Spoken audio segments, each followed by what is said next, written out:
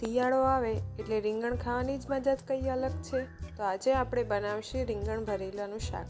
એક ડીશમાં સિંગદાણાનો ભૂકો, ત્યારબાદ મરચું, હળદર, ધાણા પાવડર, મીઠું, ત્યાર પછી તે મસાલામાં લીંબુ એડ કરી લેવું। લીંબુ એડ કર્યા બાદ ત્યારબાદ લસણની ચટણી એડ કરવી, દળેલી ખાંડ એડ કરવી, ત્યાર પછી તલ એડ કરવા।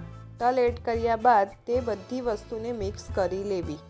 દરેક મસાલાને બરોબર મિક્સ કરી ત્યારબાદ આપણે રીંગણમાં આપણે તે બધો મસાલો ભરીશું। દરેક વસ્તુ મિક્સ કર્યા બાદ આપણે રીંગણને કટ કરીને તેમાં હવે આપણે મસાલો ભરીશું।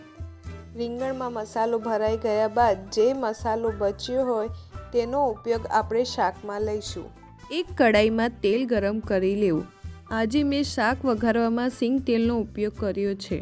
પછી કડાઈમાં તેલ ગરમ થઈ જાય ત્યાર પછી હિંગ, જીરું, ત્યાર પછી ભરેલા રીંગણ એડ કરી લેવા। એડ કર્યા બાદ તેને મિક્સ કરી લેવા। મિક્સ કર્યા પછી સમારેલા બટાકા નાખવા। બટાકા એડ કરવા એ ટોટલી ઓપ્શનલ છે।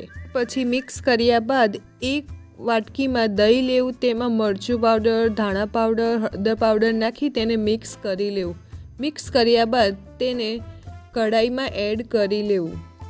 ત્યાર પછી શાકમાં દહીં એડ કરી લેવું। એડ કર્યા બાદ તેને મિક્સ કરી તેને ધીમા તાપે 15 મિનિટ સુધી ચડવી લેવું। ત્યાર પછી જે વધેલો મસાલો હતો તેને એડ કરી લેવું।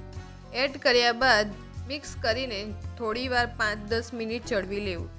આ બધા મસાલા પાછળથી એડ કરવાથી મસાલાનો સ્વાદ જળવાઈ રહે છે।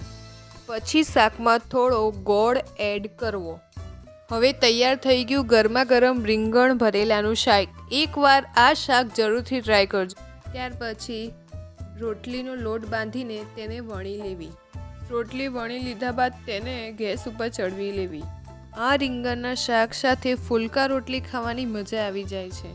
એકવાર જરૂરથી ટ્રાય કરજો મારી આ રેસીપીને।